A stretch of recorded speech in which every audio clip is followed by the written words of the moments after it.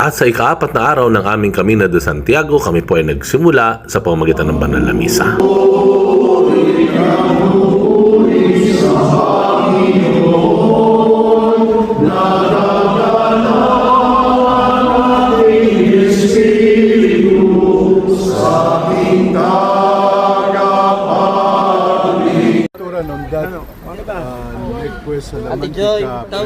Okay, day 4 po ng ating Camino.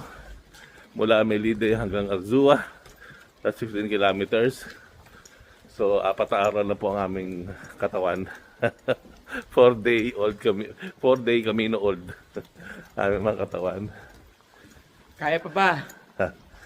Pero Warriors! actually, hindi na natin talaga kaya, pero may binipilit natin. Kasama talaga yun eh, sasacrifice tayo.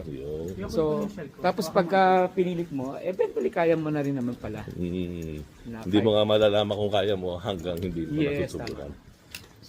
So, iba may mga ganito pa. Oo. Pero sa totoo, Ano? hindi siya kailangan. Kasi ito ay pampabigat. Laking bagay mo. Fix. Meron kang ginawa. Ito po yung mga sample ng mga simbahan o chapel na makakapag-pagkita ka ng stamp para sa passport mo. ¿Qué haces? 4 horas o más. ¿Qué haces? ¿Te bebes el bar entero? Yan po, sample po yan. Ito isang simbahan o chapel na magpapastamp ng yung passport.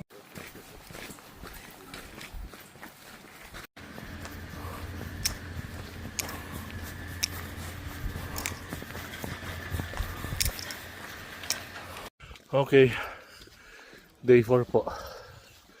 At 1.5 hours na naglalakad.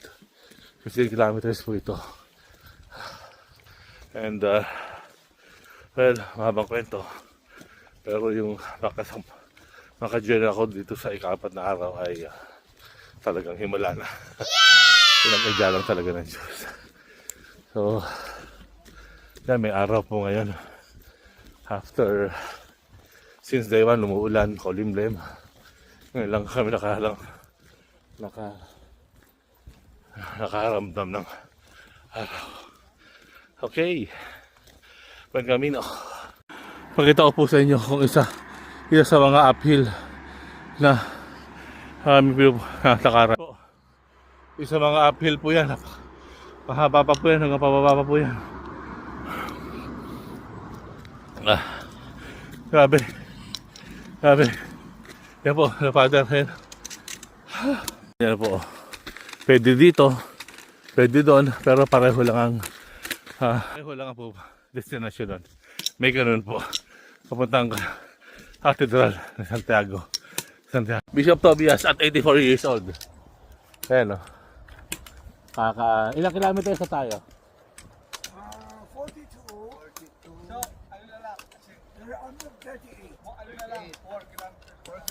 4 kilometers more out of 15. Yan po si Bishop Tobias. Pagdating ko doon sa HA, ito Bishop Tobias. Lalakad pa. Wow! Ayan. Shout out! Galing. Alaga sa katawan si Bishop. Yan, it's paying off. Maingat sa katawan. Bishop Tobias. Ano lang po, trivia lang. Nakailang World Youth Day po ako. Naglalakad po ng 2 kilometro every day. Sa iba-iba, nakita ko na siya sa Panama, I think sa Poland.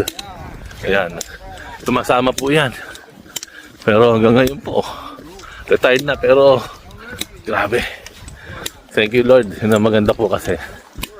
Ang health ng mga pare, maganda mabantayan kasi yung aming ministry, depende po dun sa lakas ng pangatawan namin. Kakahiya po minsan ay kapag lagi kang sakitin. Imbis na ikaw ang tinitingin sa tao, ikaw ang alagain. Anyway, talagang we're trying our best to keep our health good para naman magawa naman namin yung ministry namin. Amen. pray for us. Let's pray for one another. More to share, God bless. Alam niyo, ang masakit sa akin yung talampakan. Pagkasakit.